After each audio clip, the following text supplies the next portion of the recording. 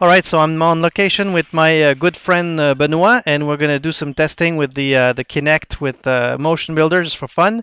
So I've downloaded pretty much everything from the website from breckle.com, and I've installed everything that's recommended. So you've seen on the website, you see all the installation instructions are there.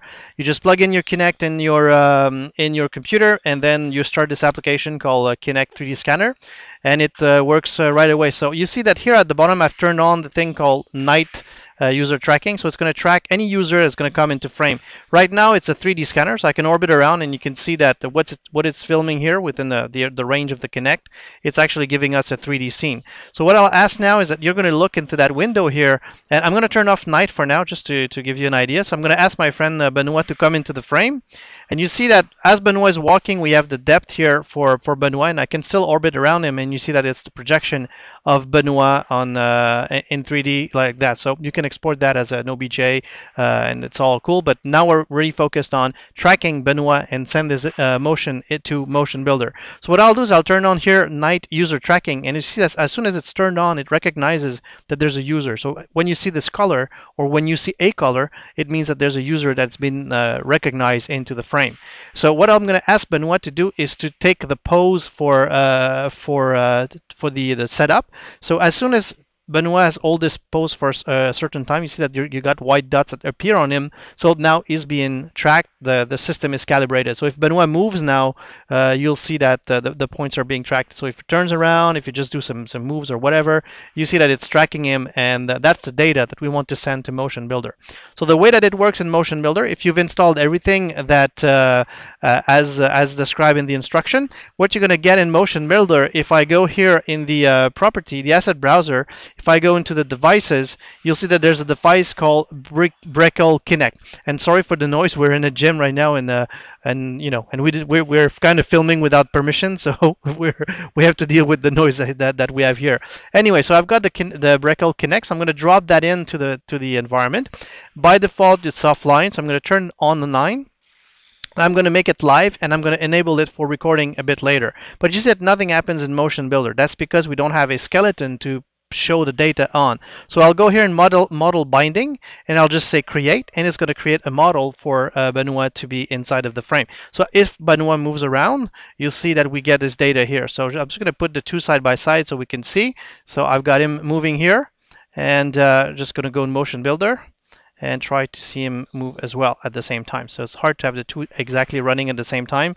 So what I'll do here is I'll just minimize this so that you can see Benoit moving in Motionbuilder. The thing now is that it's just bones, and it has not been characterized yet, but the tool provides a characterization system right away. So I'm going to ask Ben to take a T-pose like this, and the arms a bit lower, like that. Perfect. And here there's a button called Create Character Nodes. I'm going to create those character nodes, and you see that Kinect, it's going to appear right here in the system. So now if I enable that for recording, I'll be able to record whatever Ben is doing. So that's what I'm going to do here.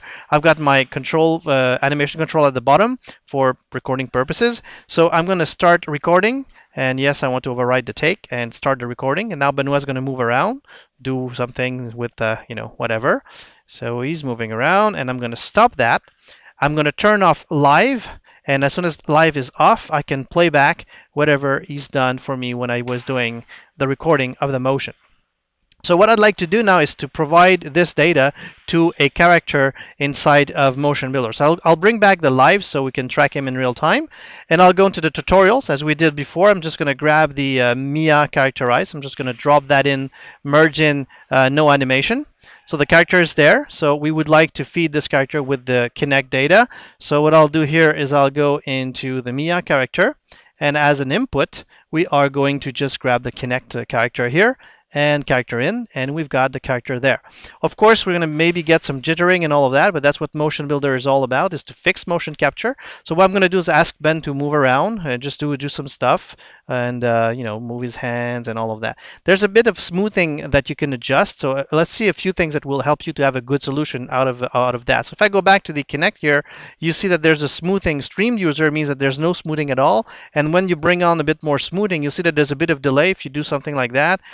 you'll see that there's a bit of delay, but the delay will remove all of the jitter motion. So if you just go with a value of around 0.6, you're going to get a good average of this, or maybe a bit less, but it's a matter of trying. So if I go back to Motionbuilder, we're going to get our data. You'll see that the character is kind of flying in the air here, and we'd like that to be avoided. So I'm going to go back to the Mia character. I'm going to go here in Mia, double click on it. In the character settings, you'll see in the if I go into the foot control, we're gonna find it's hard to work at a small resolution like that. So let me just go down here, and we're gonna say match source. That's gonna be a good thing. Then we're gonna go into the actor. We're gonna say human limit. So it's gonna kind of give the actor a better sense of human behavior. So it's not gonna stretch or things like that. And then we're gonna go into feet stabilization. We're gonna increase that, so it's gonna be a bit more stable. And there's a thing here called damping. So if we increase that, it's going to damper. Yeah, I don't know if it's a word, but that damper the. And what I'm looking for is the retargeting, and we are trying to find in there the foot floor contact. So floor contact should be in the reach. Let me pause as I'm searching in this small interface here. So here we go. So it's in the floor contact here, so it's a bit lower. So it's under damping. So if I go here in floor contact, I'm going to turn on feet contact floor, and then I'm going to grab the reference here. And as I bring it down, you see that the feet are kind of sticking to the ground. So it's just a matter of making it just a little bit so that we have our character on the ground. And then we have we're going to stream or user or adjust the smoothing a little bit like that. And then I'm going to ask Benoit to move and do some stuff, and now we're ready to record or take this motion and have our rig provided with motion capture directly coming from the Kinect. And of course, it's the same thing as usual. If you record this, you'll be able to plot it to skeleton. If you bring in the rig from 3ds Max, from CAT or from Biped or for whatever, you'll be able to provide the rig with real-time data like this with the Kinect. And of course, all these glitches here can be adjusted with the damping and all of that, all of these values. So for $150, you got a very small motion capture studio that you can bring with a laptop and go on site and take these types of motion for your animation. And remember, it's maybe not going to be a perfect animation, but if you want to just grab, instead of filming yourself to do a basic animation and then keyframe based on your video, what you can do is use Motionbuilder, grab that motion capture, and then send it to 3ds Max on your rig. So that's it. That's just we did it for fun, and it seems to work pretty okay, and we have pretty good results. So that's it.